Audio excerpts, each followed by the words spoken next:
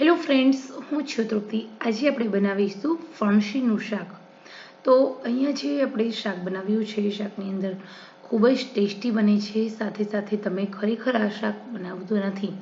તમે માર્કેટમાં ફણસી જોવો છો પણ તમને આઈડિયા નથી કે એનું શાક કેવી રીતે બનાવવાનું.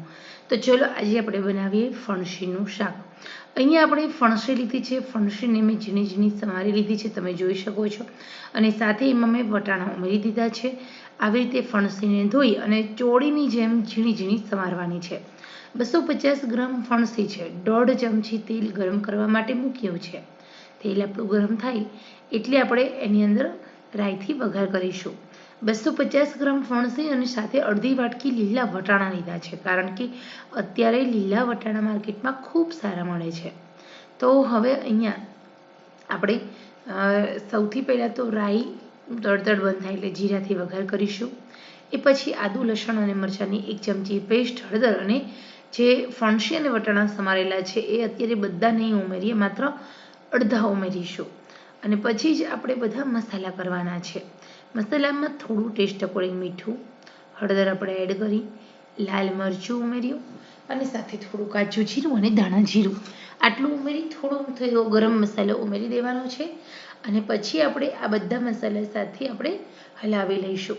1 મિનિટ સુધી તેલમાં જ આપણે શાંતળવા દેવાનું છે. તેલમાં જ આપણે હલાવવા દેવાનું છે. તો અહીંયા તમે જોઈ શકો છો કે આપણે સૌથી પહેલાં તમે કોઈ પણ શાક કરો તો એમાં આવી રીતે ઓછા શાકમાં બધા મસાલા ઉમેરી દેવાના અને હલાવી લેવાનું. પછી પાછળથી તમે બીજું શાક ઉમેરો અને પછી હલાવો. આમ કરવાથી ઓછા મસાલામાં શાક આપણું બહુ ટેસ્ટી બને છે. તો ખરેખર આવી રીતે જો તમે શાક બનાવશો તો તમારું શાક બહુ ટેસ્ટી બને છે. એકદમ લાજવાબ ટેસ્ટનું બને છે, મજેદાર બને છે. હવે આપણે એમાં અડધું ટામેટું એકદમ ઝીણું ઝીણું સમારી ઉમેરી દેવાનું છે. અહીંયા આપણે ટામેટાને ચોપ કરી લીધું હતું. ચોપ કરીને ટામેટું ઉમેરી દીધું છે. તો આવી રીતે જો તમે ખરેખર રસોઈ બનાવશો તો એનો ટેસ્ટ બહુ સારો આવે છે. હવે આપણે ફરીથી પાછળથી થોડું લાલ મરચું, મીઠું અને કાચું જીરું ઉમેર્યું છે, કારણ કે આપણે પાછળથી જે સબ્જી એડ કરી એના માટે આપણે, એટલે આપણું શાક ફીકું ન લાગે. તો હવે આપણે થોડું પાણી ઉમેરીશું. પાણી કેટલું? તો અડધાની અડધી વાટકી એટલે 4 થી 5 ચમચી. આ શાક છે એની અંદર પાણી ખૂબ ઓછું વપરાય.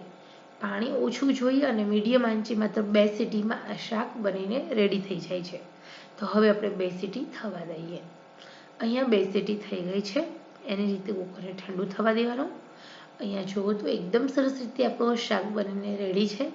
પાણીનો ભાગ બિલકુલ નથી, કોરું છે. તો ખરેખર આ શાક ખૂબ જ ગુણકારી છે. આ સબ્જીની અંદર એટલું મેગ્નેશિયમ રહેલું હોય છે, એટલું પોટેશિયમ રહેલું હોય છે અને આ શાકભાજી ખાવી આપણી હેલ્થ માટે ખૂબ સારી છે. તો ખરેખર મિત્રો આ સબ્જી કેવી લાગે છે ચોક્કસ કહેજો. મારી ચેનલ નવી છે, નાની છે, આપ સૌના સાથ સહકારથી ધીરે ધીરે આગળ વધી રહી છું. આશા રાખું છું આપ સૌનો સાથ સહકાર મને મળતો રહેશે. તો ચલો આપણે ફરી મળીશું નવા જ ઉપયોગી વિડીયો સાથે. ત્યાં સુધી આવજો.